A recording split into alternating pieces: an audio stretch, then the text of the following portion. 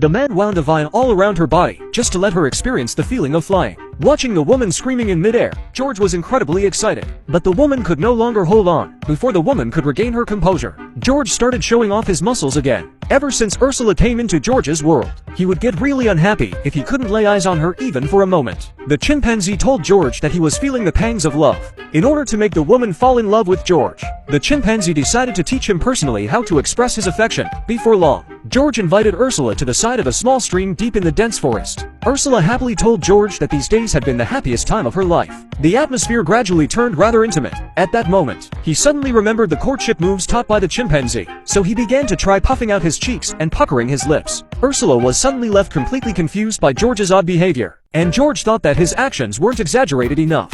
Seeing that his strange antics had caught Ursula's attention, he started imitating the chimpanzee by thumping his chest and stamping his feet. However, this set of courtship gestures that the chimpanzee had taught him was only effective on female chimpanzees. When Ursula saw it, she thought George was acting out of sorts and was so frightened that she made up an excuse and left in a hurry.